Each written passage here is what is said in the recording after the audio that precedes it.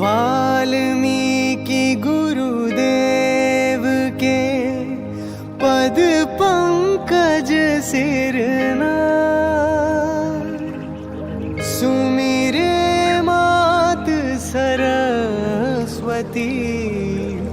हम पर हो सहाय।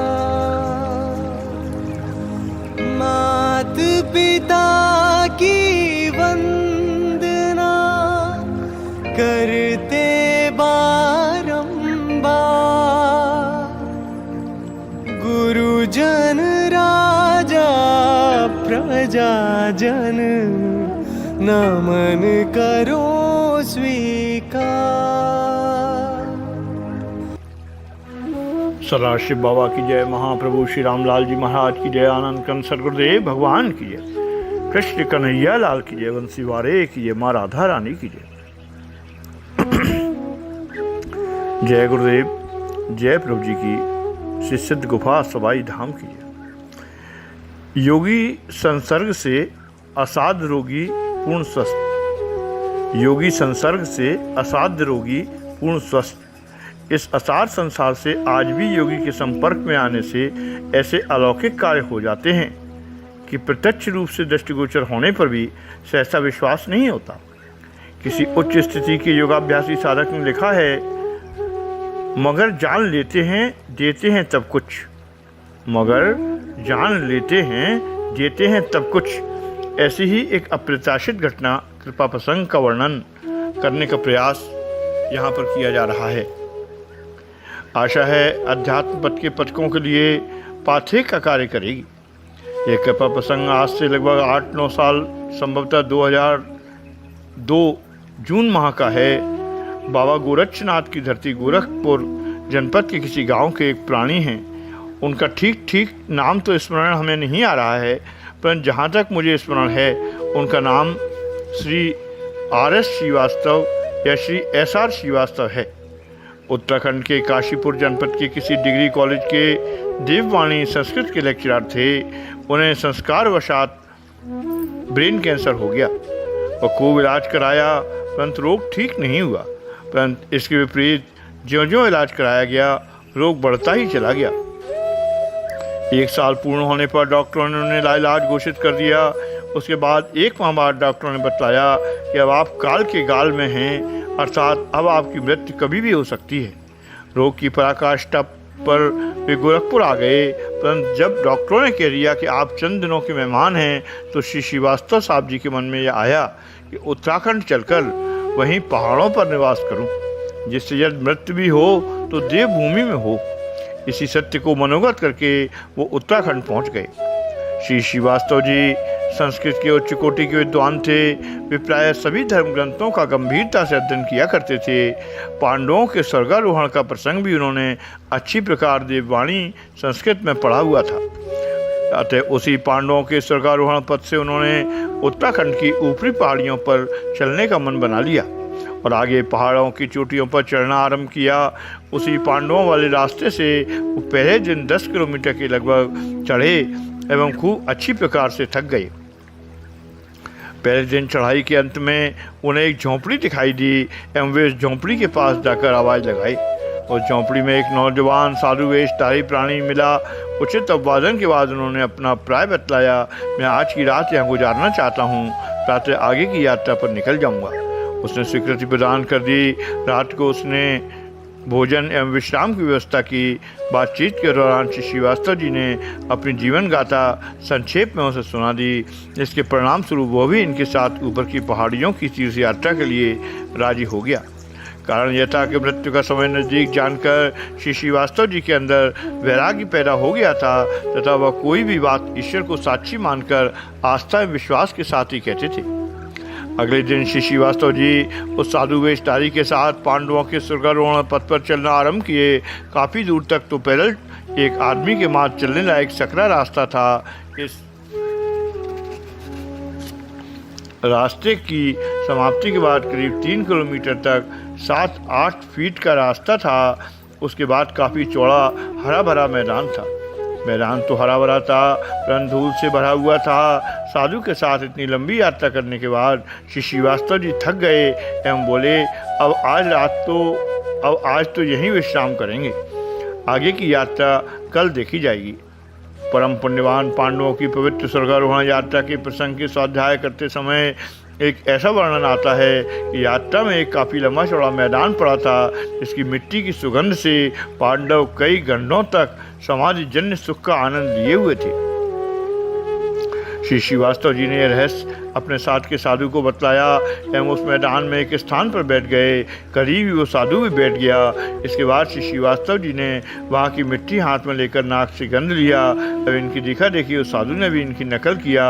ऐसा करने के बाद 5-7 मिनट बाद ही दोनों उस मिट्टी में लेट गए और अर्ध निद्रा की स्थिति में सुख का अनुभव करते हुए निश्चिंत पड़े रहे।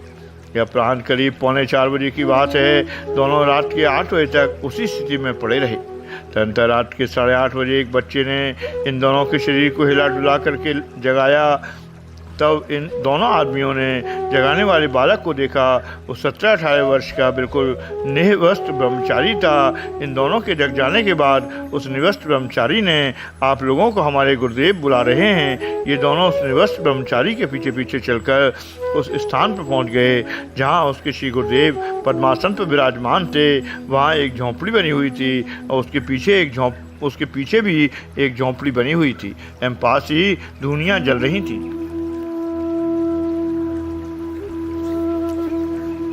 इस पहले वाली झोंपड़ी में आदरणीय ब्रह्मचारी जी के गुरुदेव विराजमान थे, जिसे निवस्त ब्रह्मचारी ने साष्टांग प्रणाम किया एवं इन लोगों ने बतलाया कि यही हमारे श्री गुरुदेव भगवान हैं। इन दोनों लोगों ने भी उस महापुरुष को प्रणाम किया। पद्मासन की मुद्रा में विराजमान उस ब्रह्मचारी के योगी श्री गुरुदेव की ऊंचाई 4 फीट से ज़्यादा ही थी। उस महापुरुष ने दोनों लोगों को आशीर्वाद देने के बाद श्री श्रीवास्तव जी से प्रश्न किया, तुम लोगों को भूख तो लगी होगी, क्योंकि तुम लोग प्रातःकाल के ही चले हो, अब तक निराहार हो। श्री श्रीवास्तव जी ने प्रार्थना किया, महाराज जी भूख तो बड़ी तीव्र लगी हुई है, परंतु निर्जन स्थान में आपके पास क्या है कि आप हम लोगों को खिलाएंगे।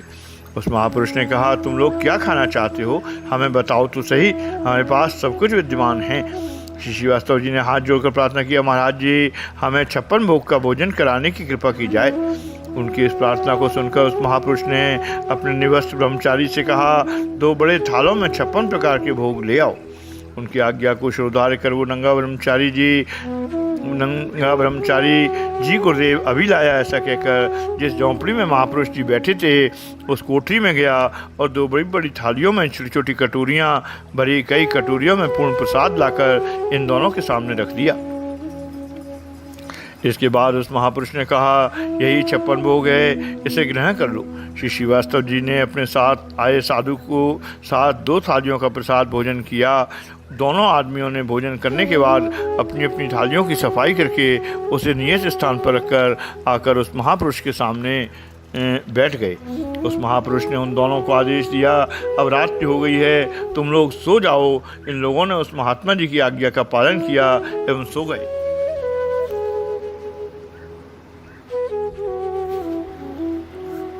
अगले दिन ये लोग उठे, शौचादि के बाद नित्य क्रिया से निवृत्त होने के बाद उस महापुरुष के पास गए, उस महात्मा जी को प्रणाम निवेदित किया। तदनंतर महापुरुष ने श्री श्रीवास्तव जी के साथ गए साधु वेशधारी को कोई सामान लाने के लिए कुछ दूरी पर भेज दिया। फिर श्री श्रीवास्तव जी से बोले, तुम्हारे साथ आया ये साधु वेशधारी महात्मा इस पुण्य क्षेत्र में रहने का अधिकारी नहीं है, इसे तुम अपने साथ से फुटा दो अर्थात अलग कर दो। यह तो केवल तुम्हारे साथ से यहाँ तक आ गया, अब तुम कोई बहाना बनाकर वापस लौटा दो, तब तुम जो काम चाहते हो वो काम बन जाएगा। श्रीवास्तव जी ने कोई बहाना बनाकर उसे वापस लौटा दिया। उस साधु वेशधारी महात्मा के चले जाने के बाद उस महापुरुष ने श्रीवास्तव जी से प्रश्न किया, अब तुम क्या चाहते हो, स्पष्ट बतलाओ।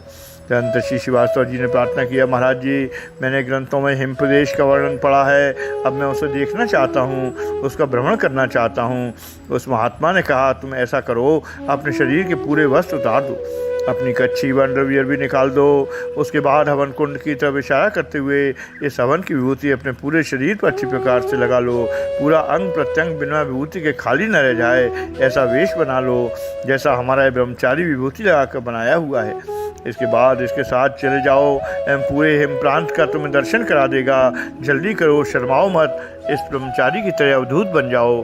जिस अंग पर विभूति नहीं लगे रहेगी उस स्थान पर ठंड लग सकती है तथा उस शरीर के अंग पर अवर्णीय सर्दी के कारण पक्षाघात लकवा भी हो सकता है और तुम्हारा यह अंग प्रत्यंग सदा सर्वदा के लिए बेकार हो जाएगा। श्री श्रीवास्तव जी ने लज्जा त्याग कर उस महापुरुष की आज्ञाओं का पालन किया। उसके बाद उस महापुरुष ने अपने निवस्त ब्रह्मचारी का आदेश दिया कि श्री श्रीवास्तव जी को पूरे हिम प्रदेश का दर्शन एवं भ्रमण करा दो। उस 17-18 वर्ष के ब्रह्मचारी ने हाथ जोड़कर प्रार्थना किया, प्रभु जैसी आपकी इच्छा। तदनंतर वो ब्रह्मचारी श्री श्रीवास्तव जी को हिम प्रदेश के दर्शन एवं भ्रमण के लिए निकल पड़ा। जाते समय उस महापुरुष योगी ने दोनों को लगभग 2-2 सेंटीमीटर लंबी 1-1 सेंटीमीटर मोटी 2 जड़ी दिया। कहा कि नित्य प्रातः इस जड़ी को बड़ी मटर के बराबर चबा कर खा लेना। इससे न तो तुम्हें भूख लगेगी न प्यास, मलमूत्र त्याग करने की भी आवश्यकता नहीं पड़ेगी। तदनंतर श्री श्रीवास्तव जी उस योगी जी के ब्रह्मचारी शिष्य जो अवधूत में था के साथ हिम प्रदेश के दर्शनार्थ अपनी यात्रा आरंभ की। श्री श्रीवास्तव जी ने के लिए यह प्रदेश हिम प्रदेश बिल्कुल अपरिचित था। अतः महात्मा जी का शिष्य गाइड का कार्य करते हुए समूचे हिम प्रदेश का दर्शन श्री श्रीवास्तव जी को कराया। पूरे हिम प्रदेश के दर्शन में 14 दिन लगे। 14 रात्रि इस जोड़ी ने हिम प्रदेश में ही व्यतीत किए। पूरे दिन दर्शन का कार्यक्रम चलता था। रात को कोई परम सुरम्य स्थान देखकर ये दोनों बालक ब्रह्मचारी श्री श्रीवास्तव जी रात निवास करते थे। योगराज जी की जड़ी के प्रभाव से इन लोगों को भूख प्यास नहीं लगी तब मलमूत्र त्याग की आवश्यकता भी नहीं पड़ी। 15वें दिन श्री ब्रह्मचारी जी तथा श्री श्रीवास्तव जी को आदेश दिया, अब खूब अच्छी प्रकार से स्नान करके पूरी प्रकार से विभूति छुड़ा दो एवं फिर अपने कपड़े पहन लो। श्री श्रीवास्तव जी ने उस महापुरुष की आज्ञाओं का चर्चा पालन किया। नाश्ता भोजन के बाद उस महापुरुष ने श्रीवास्तव जी से कहा, अब तुम कैसा अनुभव कर रहे हो और कहाँ जाना चाहते हो। अब तक श्री श्रीवास्तव जी ने अपने रोग के संबंध में कुछ भी नहीं बताया था, परंतु आज बताना आरंभ करते हुए बोले, महाराज जी मैं मूल रूप से तो उत्तर प्रदेश के गोरखपुर जनपद का निवासी हूँ। श्री काशीपुर में एक महाविद्यालय में संस्कृत का लेक्चरर हूँ। आज से 4 माह पूर्व में ब्रेन कैंसर हो गया। बहुत इलाज करवाया, कोई लाभ नहीं हुआ। यह सत्य बयान करूँ तो रोग घटने की बजाय बढ़ ही गया। तब 2 महीने बाद डॉक्टरों ने मुझे इलाज घोषित कर दिया। काशीपुर से मैं गृह जनपद गोरखपुर चला गया। मैंने धार्मिक ग्रंथों का खूब अध्ययन किया। इसी दरमियान मेरे मन में विचार आया कि मृत्यु जब करीब है ही तो क्यों न चलकर उत्तराखंड के दुर्गम पवित्र पुण्य क्षेत्रों का दर्शन लाभ कर लूँ। इसी मनोभाव को लेकर परम पूज्य आदरणीय पांडवों के पद से ही ऊपर की यात्रा करना आरंभ किया। मेरे सिर में सदैव दर्द बना रहता था। कभी कभी धीरे धीरे सहने योग, कभी कभी असहनीय महान कष्ट का अनुभव किया करता था। जब से आपके संपर्क में आया हूँ न तो कभी धीरे धीरे न कभी असहनीय कष्ट का अनुभव मुझे हुआ है। मेरी समझ में नहीं आ रहा कि रोग का यह कष्ट अपने आप समाप्त कैसे हो गया, क्योंकि रोग की दवाई तो हमने इधर करीब 1 महीने से नहीं खाई है। उसकी बातों को शांत मन से सुनने के बाद महात्मा जी ने मुस्कुराते मुखारबिंद से कहा, बेटा हमें ऐसा लगता है कि तुम्हारा वो असाध्य रोग अब ठीक हो गया है। तदनंतर महात्मा जी ने प्रश्न किया, अब तुम कहाँ जाना चाहते हो। श्री श्रीवास्तव जी ने प्रार्थना किया कि आपकी छाया में रहकर साधना करना चाहता हूँ। उस महात्मा ने मात्र 1 मिनट अपनी आंखें बंद की, फिर बोले, बेटा तुम शादीशुदा हो, तुम्हारी धर्मपरायणा पत्नी है, तुम्हारे लड़के लड़कियां हैं, कुछ की शादी तुमने कर दी है, कुछ की शादी तुम्हें अभी करनी बाकी है। अतः अपनी सब जिम्मेदारियों को छोड़कर यदि तुम साधना करोगे तो मात्र तुम्हारी कर्तव्य पलायनता ही कहलाएगी। तुम अपनी जिम्मेदारियों से भागकर चोर की तरह जीवन यापन करोगे, जो बिल्कुल ही गलत है। अतः तुम हमारी बात मानकर अपने घर चले जाओ एवं अपनी नौकरी तथा घरेलू जिम्मेदारी की पूर्व की बात अच्छी प्रकार से निर्वहन करो। यही तुम्हारे लोक और परलोक का सुधारक होगा। महात्मा जी ने आगे कहा कि तुम अपने शहर पहुंचकर रोग की समुचित चेकिंग अवश्य करा लेना। उस महात्मा की बात की आज्ञा मानकर श्री श्रीवास्तव जी गोरखपुर आ गए। जब रोग की चेकिंग कराए तो उन्हें आश्चर्य का ठिकाना नहीं रहा। अब उनके ब्रेन कैंसर का नामो निशान तक नहीं था। उसके बाद ये नौकरी ज्वाइन किए। सन 2007 के जून माह में सेवानिवृत्त हो गए। अब वे संसार में है कि नहीं इस बात को तो अत्यंत के नाथ ही जाने। आपको शिक्षा पर पंक्तियों के साथ ये कृपा प्रसंग यहीं पर विश्रामित होता है। चाहे तो राई से राव करें, चाहे तो राई से राव करें और राव को चाहे तो राई बना दें। चाहे तो राई से राव करें और राव को चाहे तो राई बनावें। चींटी के पैर में बांध गजेंद्र को चाहे तो सिंधु से पार लगावें। जो विषयासन तंत्र जी मूर्खता है अपनाए, जैसे मानव वमन को स्वान स्वाद सो खाए। जो विषयासन तंत्र जी मूर्खता है अपनाए, जैसे मानव मन को स्वान स्वाद सो खाए। गर्भ की ये त्रय नाश है, गर्भ की ये त्रय नाश है, राज प्राण अरवंश, ना मानो तो देख लो रावण वाली कंश। महाप्रभु श्री रामलाल जी महाराज की जय, आनंद कंद सदगुरुदेव भगवान की जय, कृष्ण कन्हैया लाल की जय, वंशी वारे की जय, माँ राधा रानी की जय। जय गुरुदेव, जय प्रभु जी, राधे राधे, जय श्री कृष्ण।